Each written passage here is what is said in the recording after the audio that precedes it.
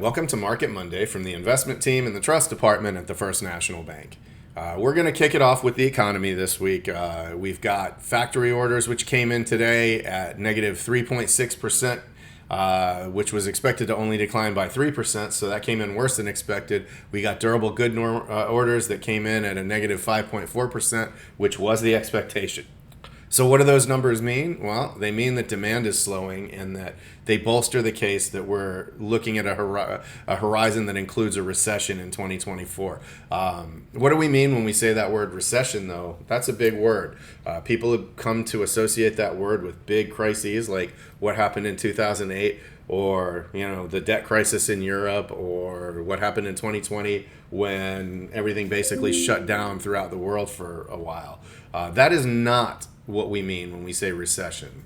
Taking a step back, the economy grows in a cyclical manner. It goes through periods of expansion and slow or shallow periods of contraction that periodically pop up during that cycle as well, where excesses of the prior growth cycle are worked out of the system and the economy sort of refreshes itself for the next leg forward. So when we look at that term recession and we talk about that being on the horizon in 2024, it is this normal type of ebb and flow situation that we're talking about, not some sort of crisis that's going to lead to massive unemployment or anything of that nature. In fact, what we would expect to happen if there is a recession is for it to be very brief and for it to only be enough in terms of its power to bring unemployment back to that sustainable 5% rate that we're talking about over the long term. Later in the week, we'll get some information on the services index. We'll get labor market and real estate information, and we'll get sentiment information, which is probably the most important information we get this week, seeing as how consumer spending is driving 2/3 or more of our economic growth, and this forecasts consumer spending. This is a sentiment indicator. So we will be watching that to see if sentiment is souring or if it's remaining relatively strong. Next week is where the real fireworks are going to happen, or likely are to happen. 3.1% is the expected number for consumer price index year over year. We're expecting 0.1% in month over month.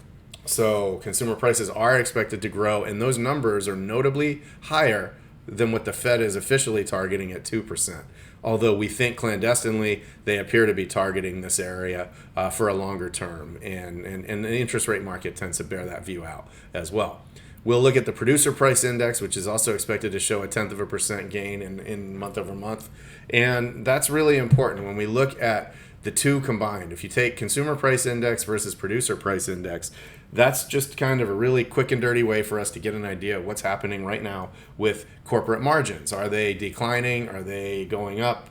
Are they staying the same? And corporate margins tends to drive, that's one of the big items that tends to drive corporate stock prices. There are a lot of inputs there, but ultimately it's, sales is important. What's your top line? But if you're not including the bottom line costs, you're not getting an idea of what the company's really earning. So margins is related to earnings, and earnings is the big narrative nowadays in an inflationary environment. It's no longer good enough for a company to beat on sales. They got to beat on earnings as well. And so cost discipline has re-entered the equation in corporate treasury departments and finance departments.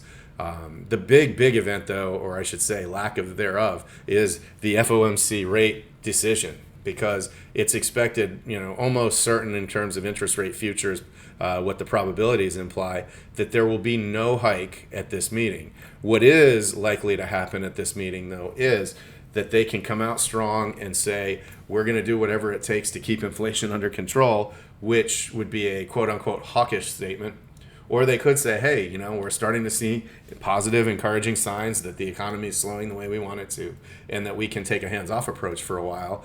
Either of those type of tilts to the messaging could move the market, and it could move the market in an exaggerated way because there are a lot less traders and other large market participants at their desk as we go into the end of the year. So anything that does happen tends to have exaggerated effects.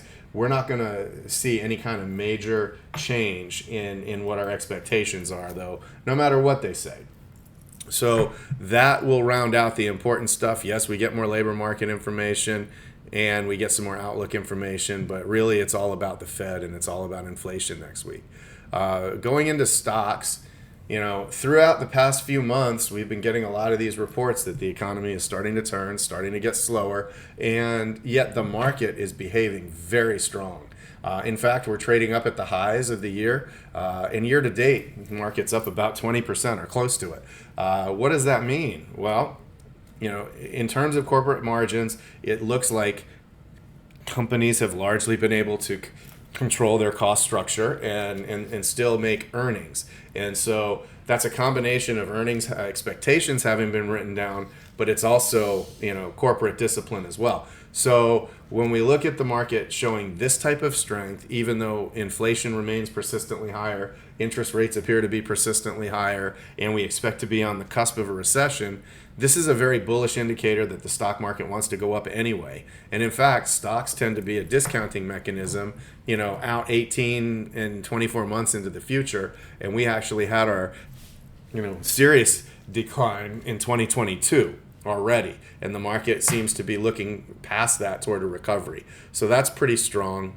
In terms of interest rates, if you're a corporate bond investor living on a fixed income and taking the cash flows from your portfolio, there hasn't been a better time in a long time. You're getting about 5%, and that's enough to basically take for many investors without having to invade principal and continue to fund their life. So that's great if you're a fixed income investor. It's also great if you're a balanced investor and you're looking to, kind of distribute the volatility through your portfolio and hedge that out, because historically speaking, bonds and stocks don't have a good correlation. So when you add the bonds, that has a diversifying effect, lowering the overall volatility of your portfolio, and you're getting paid 5% or so to do it. So this is a good time for that investor as well.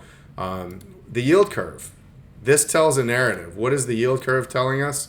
It's telling us that, let me go here and get it back. Yeah. So the yield curve says this. The Federal Reserve is likely done hiking rates. Maybe there's a couple more hikes baked in over the next year or so, but that by and large they've gotten inflation somewhat under control, and it's going to settle out at some area over the longer term. Typically, we use the 10-year as a benchmark for long-term expectations. So with 10-year paper trading at 4.3% yield, that suggests to us that there's an inflation risk premium of about 3 to 4% in there, somewhere in that neighborhood, and it fluctuates. But that is the only risk that's inherent with U.S. Treasury securities. They are backed by the full faith and credit of the U.S. government and are considered to be the quote-unquote risk-free asset. So there's no default risk in there. When you're looking at yields, you're looking at inflation expectations.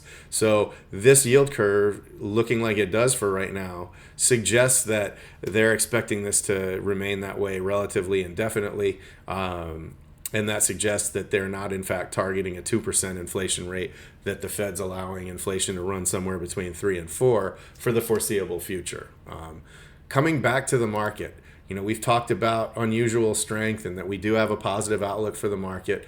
But even if we didn't, it doesn't really matter. We're going to go out like we've always done and look at the bigger picture and realize that, hey, we put in place a great long-term plan that's designed to achieve your financial goals. We're not going to make changes to that plan based on short-term events because the very planning process itself includes those events. Here you have the market in 2008 when the world was going to collapse. The whole financial system was imploding. Here, we have 2020, the events of COVID.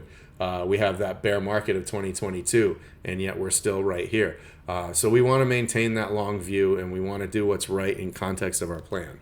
So if you have questions about the economy, if you have questions about your portfolio, we're happy to talk to you. We hope you've enjoyed this video. Thanks, and have a great day.